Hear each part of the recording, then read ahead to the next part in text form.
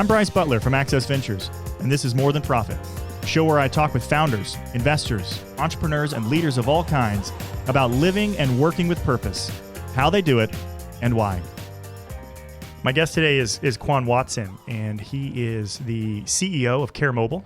More than that, he's a dentist. He's a health entrepreneur for the past couple decades, and his story is pretty impressive. Doctorate of dentistry, but kind of has always, from my perspective, since the beginning, sought to use those skills and that expertise to better the community. And even through his new business, he's looking at ways to leverage the dental practice to provide better care for underserved communities, and also providing an on-ramp for dentists to get into their own practice. And so I'm excited to talk to him today about kind of how he got into that, but also what he's learning in the midst of launching a company, scaling a company, and kind of what he is looking forward to in the future. But to kick things off, Kwane, originally from Connecticut, been in Louisville, Kentucky now for the past several decades. But talk to me about your growing up. How did you even find yourself wanting to go to dental school? Yeah, well, actually, I was born in Arkansas. Okay. So you hear about Army brats. Well, I was a GE brat. So my dad worked for GE. Nice. We moved around several times growing up. I lived in Arkansas, Houston, Connecticut, and then Louisville. Oh, wow. Yeah, so we've moved several times. But I would say the majority of my growing up years from third grade to the end of junior year in high school was in Connecticut. So that's kind of where all my childhood friends are. Cool. So what made me want to be a dentist is I'm always been artistic. And but I wanted to do something with healthcare too. Yeah, when I was in high school, senior in high school, one of my companies in high school was an airbrushing company. I used to airbrush jeans when that was the that's style, awesome. when that was the style. So I wanted to do something in healthcare. Dentistry was not really on my radar. My mom, though, took me to a dentist that was willing to allow me to shadow for a day. And I kind of fell in love with it from there because it meshed so many different things. My entrepreneurial spirit that back then you didn't think of the word entrepreneur, but I've always been an entrepreneur. Like I used to go to people's house and get paid $10 to shovel their driveway or cut their grass when I was 13, 14 years old. And so I've always had my own little business that I was doing. And I found that dentistry meshed all of my different skill sets, which was I wanted to be an entrepreneur. I like dealing with people. I wanted to also do something that was artistic, and dentistry has a lot of artistic components to it. Like we can recreate your smile. Dude, that's so. I'm so glad you went there. My daughter, I still have 4 girls, and one of my daughters is super artistic. And every time I go to the dentist, she's just enamored by everything. And I'm like, yeah, I mean, there's a lot there. In fact, my oldest daughter, we just did the Smile Direct thing. Yep. And it's just really, really cool. And all the 3D printed, mouth wear. Oh, yeah. It's just, so my artistic daughter is excited, and I would think it'd be awesome if she became a dentist. Well, she can shadow. She can get on the van and shadow us. I mean, that's how I literally was a junior in high school when I started shadowing the dentist in Connecticut. And throughout undergrad, I also always kind of shadowed a doctor and had somebody that was my mentor before I actually got into the field. So it's not too late for it. That's awesome. Too early for it to start. Yeah. That's really cool. Well, you said mentor. One of the things I like to try to ask on some of the episodes is just kind of who's influenced your thinking, your values, kind of the way you think about the world. Because you didn't just go into dentistry or even general practice dentistry. You as an entrepreneur, you've applied that towards impacting the community around you. So what kind of informed that in you? What was it about that you got excited about? I would say first my parents. They were always a huge advocate about doing good and doing the right thing.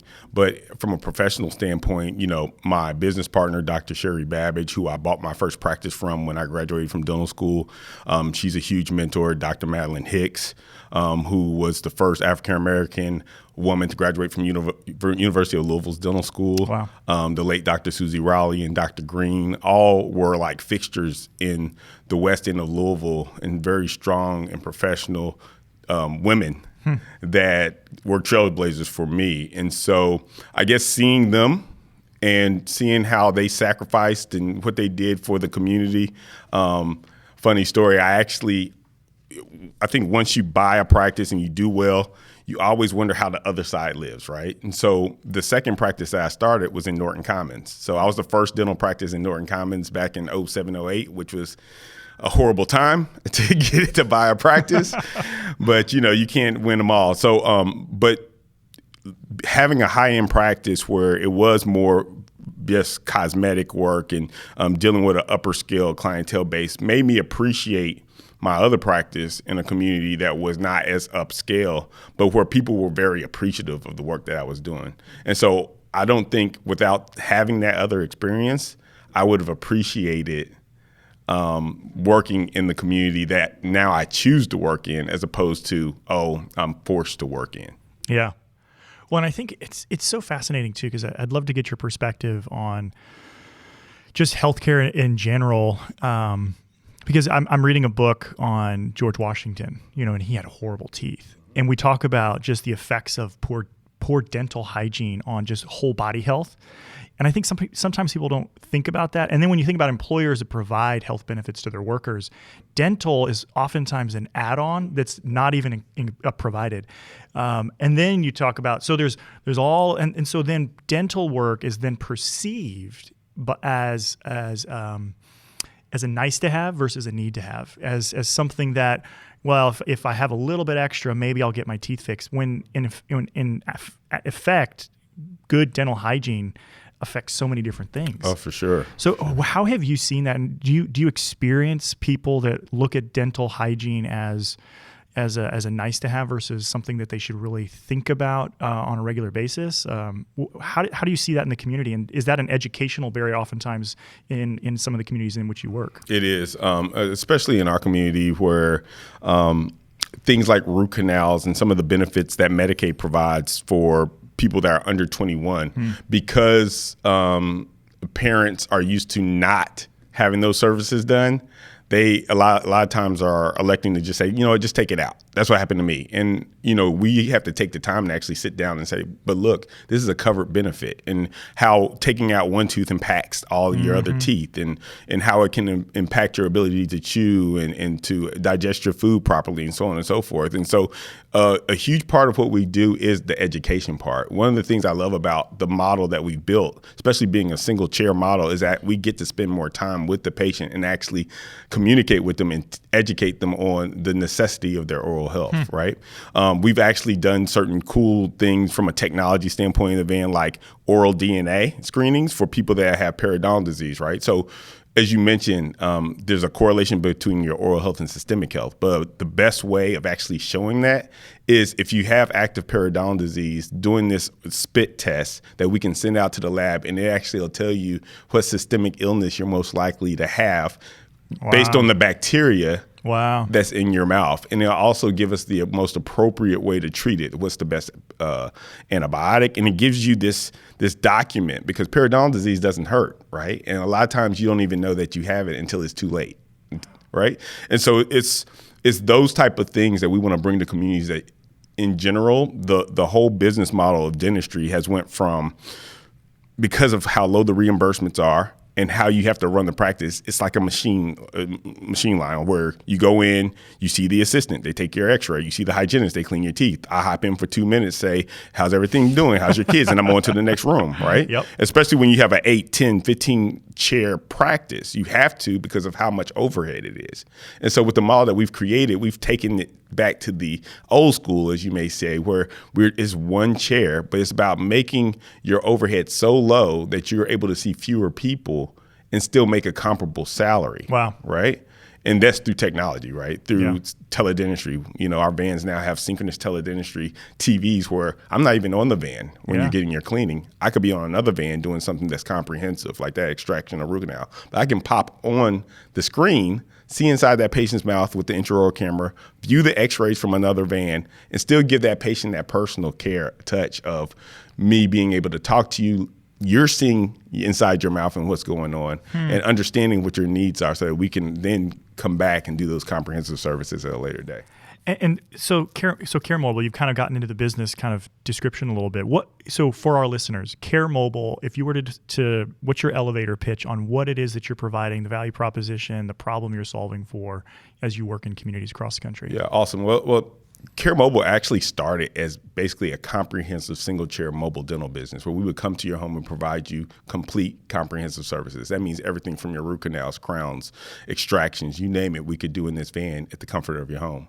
But once I realized that we had a model that was scalable, it was about then figuring out how to scale it. And we decided not to scale it through Care Mobile owning all these vans, but also empowering dentists to be able to duplicate that model, because we believe that if the dentists own the vans or the dentists are partners with us, that you're going to get better outcomes, right? If a person feels like they have ownership in something, it's better than that associate doctor that's literally punching the clock. This person's doing it because it's their business, it's their van, it's their name that's co-branded on the side of the van as well, right? Damn. And what we do is we create the systems and processes that helps them be profitable by doing a couple of things. A, limiting the number of people they have to employ. Care Mobile is a DSO, a dental service organization. We support these dentists by allowing them to outsource their call center, their revenue cycle management, all the systems that you need to run this business efficiently and effectively. We also create the software necessary to logistically allow you to go from one place to the other in an order that makes sense financially for you. We want to limit your drive time and increase your productivity time.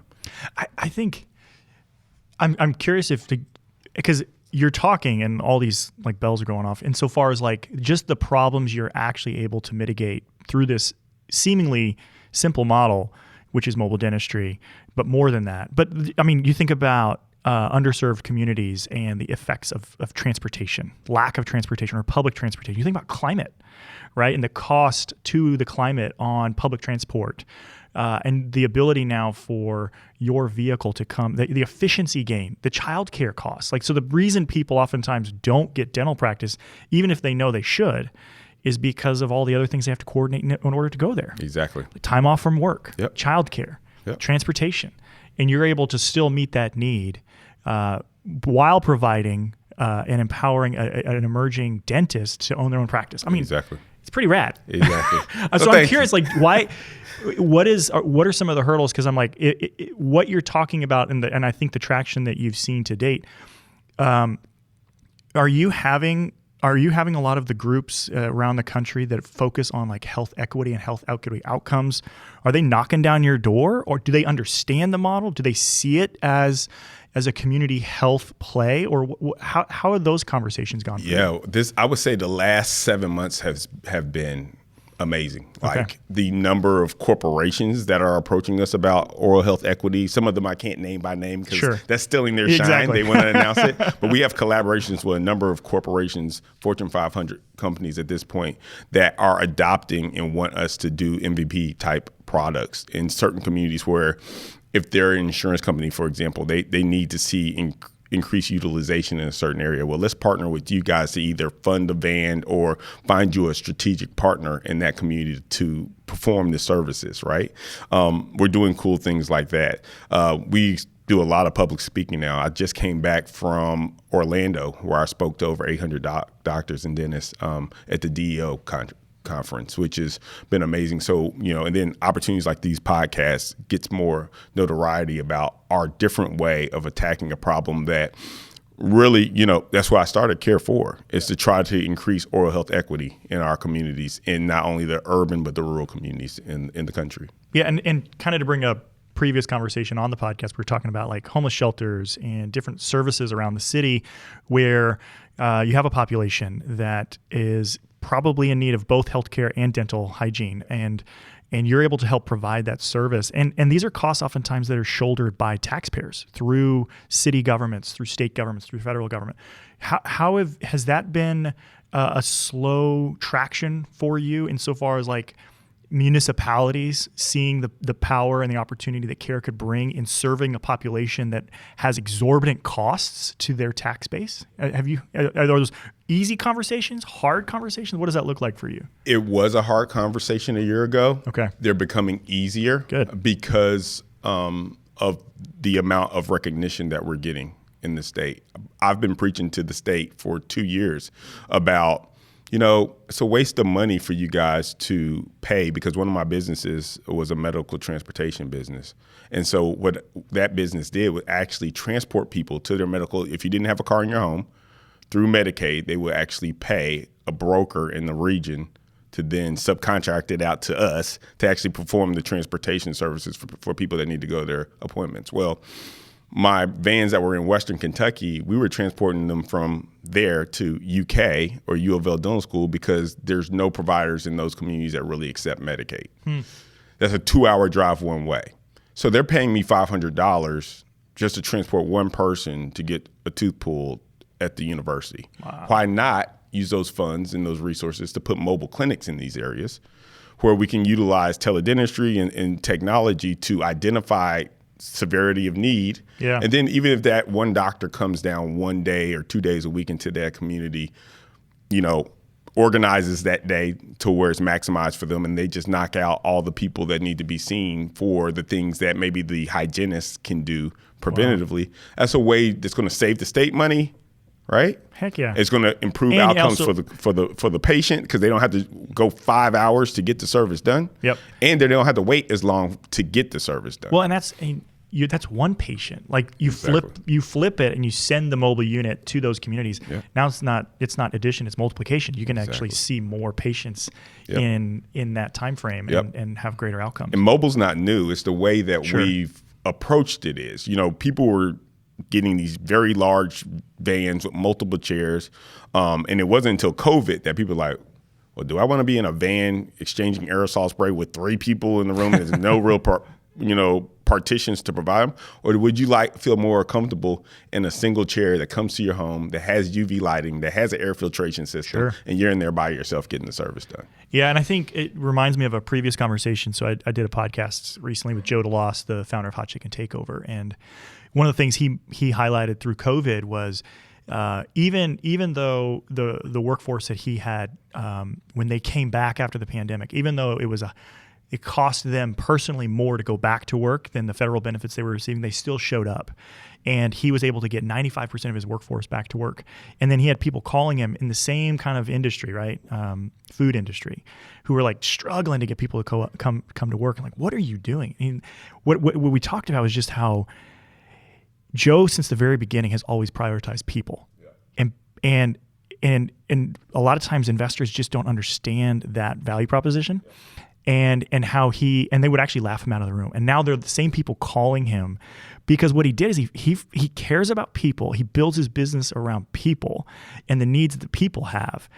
And at the end of the day, when shit hits the fan, they are willing to step up and help out. Exactly. And so for you, there's been mobile dentistry, but you've engineered the entire business around serving the patient and the community, but then also the business model of empowering the doctor. The doctor. Exactly. Which is so different. Yep. So you get a completely different relationship between doctor and patient, because now I'm an owner in this, and I'm not showing up and renting my time to the the powers that be, the Kwan's sitting up in the ivory tower. Exactly. And I empower the hygienists too, which there's only 200,000 dentists in the country, and there's 200,000 hygienists, right? But the hygienists, is that true? Yeah. Wow. Yeah, exactly. And it's 1-to-1.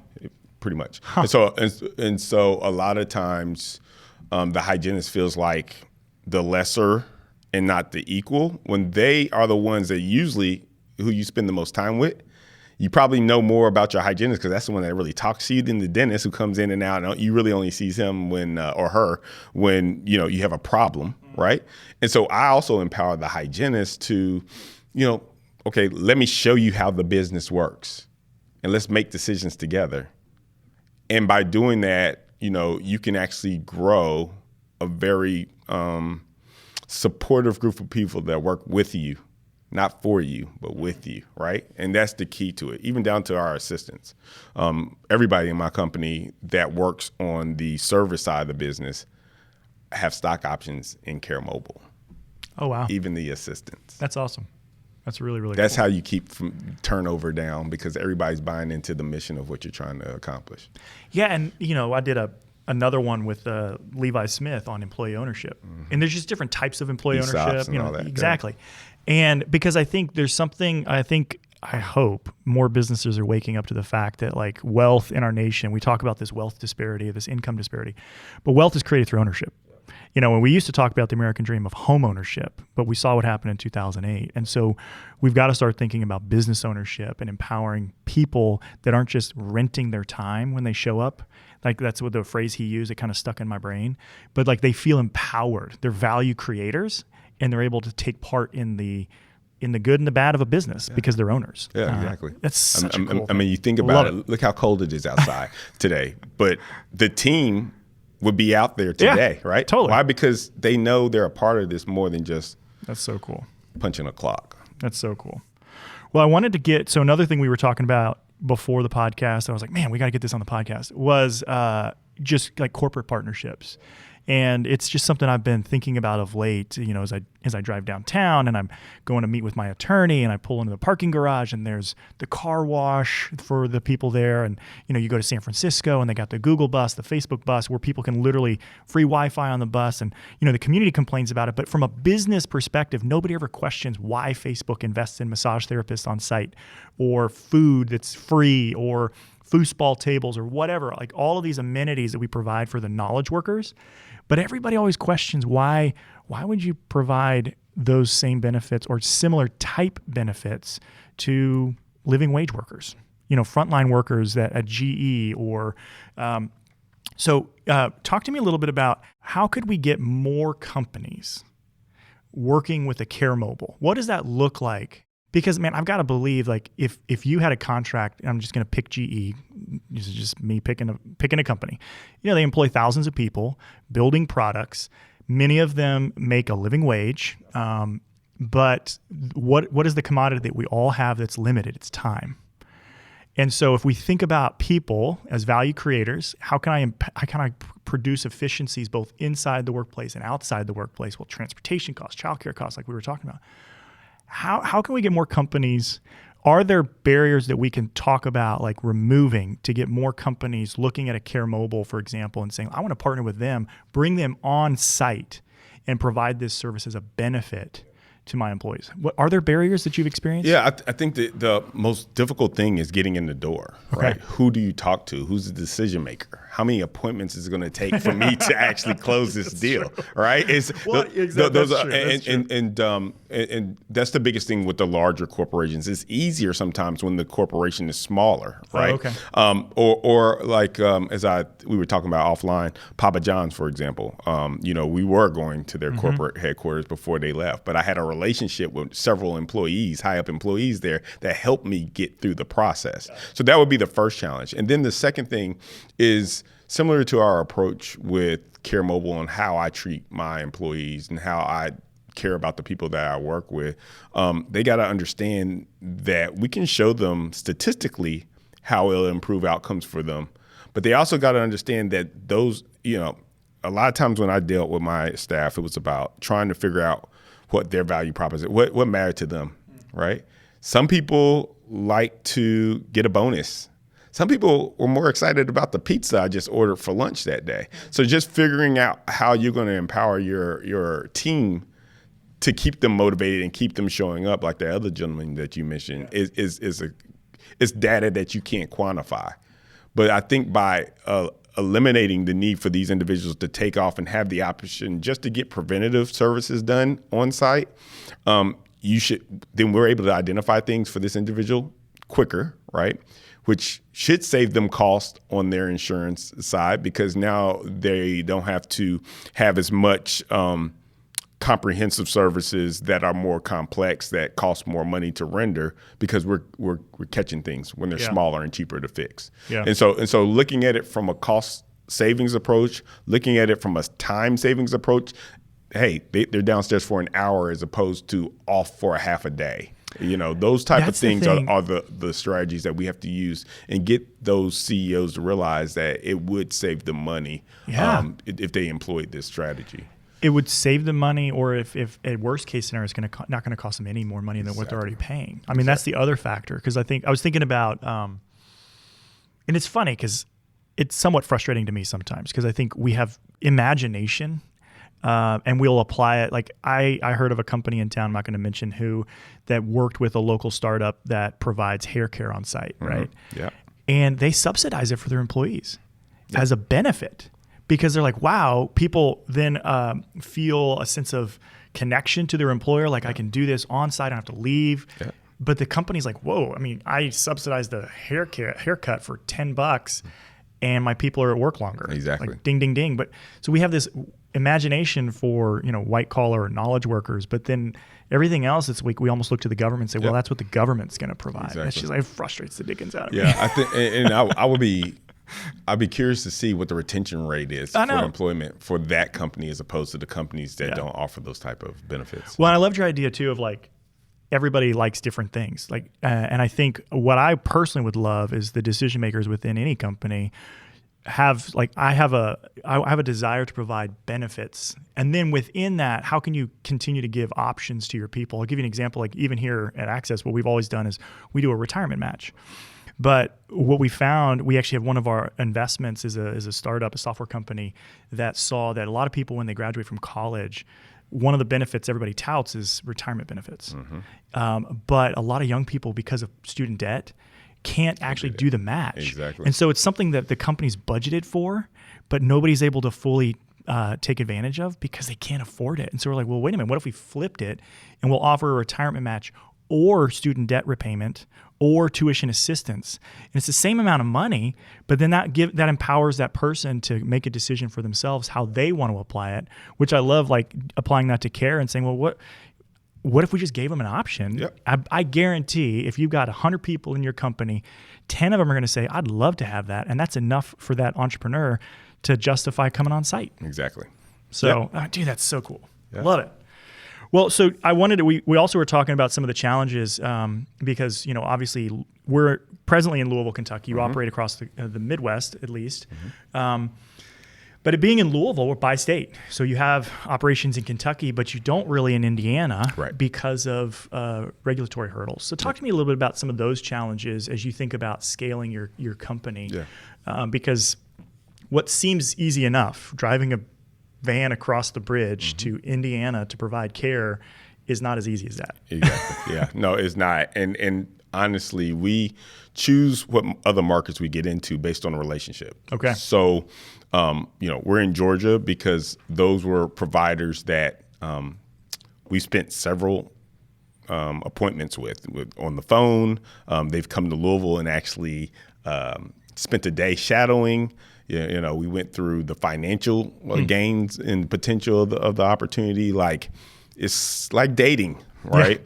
And so, we get calls from people all over the country. I'm actually getting calls from people all over the world at this point, which is crazy. But it's not. It's like buying a house for $150,000 van with all the equipment. It's still a pretty hefty investment for people. And so, they want to feel comfortable, and I want to feel comfortable working with them because it is a partnership, and we do have ongoing conversations, and we do try to support them in every way that we can, so that our dream and their dream meshes. Yeah. So from a regulatory standpoint in Indiana, each state we go into, we have to identify what the laws are in that state and make sure that our way of doing dentistry matches theirs. So like, for example, Texas requires their mobile vans to have a bathroom. Why? I don't know. Who really wants to do anything other than maybe number one, in a small space, right? Wow. So, but to circumvent that, you can get a camper, one of those little portable campers, and that would satisfy the law because our vans aren't plumbed with a bathroom. A bathroom's not going to make us any money, so why would I want to put a bathroom on there? That's adding expense, right? So some of those nuances, just trying to figure out ways to abide by the law, but also do things that make sense economically is what we make sure we try to do. Yeah, and it's like at this point probably it's path of least resistance. So like if there's a ton of regulatory hurdles, it's not worth it right now. But at some point I've got to believe, I would hope, that there's going to be some sort of advocacy role to like change that. Because I know I'm on the board of the chamber right now, and one of their biggest, I think, one of their biggest assets to the community, at least the business community, is they lobby.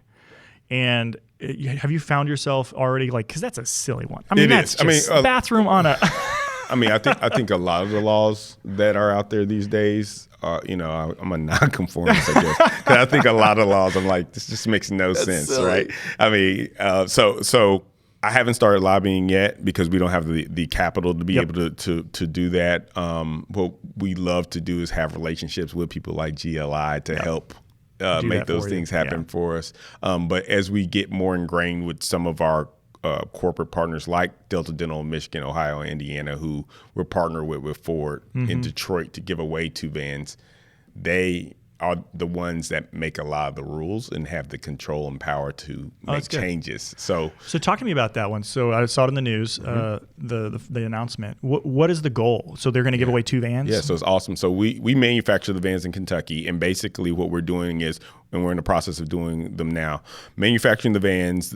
Both people that we've granted the vans to have already been to Louisville, spent a day with us here. Cool. One is a group, a 32 practice nonprofit group called MCDC. Dr. Brown is the CEO, great person, very dedicated to the community. They are kind of like a federally qualified healthcare center. They're a nonprofit organization, though, that is like the last resort for the people in Michigan. So they have 32 locations. I think they said before COVID, they were seeing 200,000 people throughout Michigan in their clinics, and they have 64 doctors working for them. So it was going to be a great partnership to collaborate with them and bring mobile to their business model, because now they can continue to see more people in that demographic without having to manufacture or create a whole nother big practice to do so. So if that relationship works well, the beauty of it is it's just a great test pilot program to where if it goes well, we think that either MCDC will buy more vans or Delta Dental of Michigan, Ohio, and Indiana will buy more vans to deploy to providers to make sure that their constituents are able to receive services. That's cool. So those are kind of the outcomes they're looking for, is like, how does it access? Yep, access. That's so cool. Where are you in that pilot right now? Obviously, with you, have you selected the 2 entrepreneurs? We've already selected the 2 entrepreneurs. We did MCDC. They're like the larger corporation. I mean, they're bigger in size than Care Mobile. Yeah. They have a COO and, you name it, CIO, so on and so forth. But we also selected a hygienist named Deanna Alexander, who is been a hygienist for over 20-some years. She has been wanting a van probably since I started offering the opportunity. But there's challenges with getting financing for the vans. There's challenging with the laws for how a hygienist could actually kind of run her own show. Michigan does have pretty lenient general supervision laws to where they can kind of act on their own in a lot of cases. But, for a hygienist who on average might make $70,000 a year, to be able to finance a van could be a challenge. So we were excited about partnering with her to be able to help teach her, business ownership. And she's, it's been crazy. She's had to do a lot of these type of interviews as well. And she's like, I'm not used to having to do all this, but just like getting accustomed to, this is what it is. You're your own CEO now, That's and, so cool. and you're going to be co-branding on this thing. And we're going to help not only make you make more money, but why not you employ somebody underneath you? Yeah. And when you're not on the van, you can be making money without physically having to do something to do so. That's cool. And so that's what it's about. That's so cool. So obviously we could talk all day, but I would be a little remiss if I didn't talk about your current campaign, which is a WeFunder campaign. And so it kind of goes, for me, I love it. And I want to kind of close out here. I love it because it goes back to our original idea of ownership. I love with the Reg CF change that happened in April, which allowed qualified companies to raise up to $5 million through crowdfunded campaigns. I love that because it really flips the switch. Before, you could only raise $1 million. And so that for a lot of folks, that was a startup capital, maybe their family and friends round to get them over that first hump. But to raise $5 million, that's not major. That's major. Yeah. And one of the ones that I'm most impressed with out of Silicon Valley even is it was a fintech company called Mercury. They were raising a Series B led by Andreessen Horowitz. $100 million fundraise. Wow. But they saw the power of community ownership, and they forced a WeFunder campaign and said, we want our customers to win with us. So they said, we don't want them just to be paying for service. We want them to own it with us. And they opened up $5 million awesome. on WeFunder of their $100 million. I mean, it's amazing. That's awesome. It's amazing. Yeah. And literally, so this is what happened. In 7 hours, in 1 hour, they're oversubscribed with $7 million in commitments. Wow. And it's just like, I think the power of that. And I think hopefully my dream would be that over time we start to see more and more companies such as yourself that have done that, raised an institutional round of investment capital, seeing the power of ownership and the power of community participation. Yeah. So talk to me about your WeFunder campaign. What are you hoping to do? Yeah, so we're excited about the opportunity to do just that, is to allow people that aren't big institutions, that aren't writing the $250,000 checks, to fractionally own some of Care Mobile.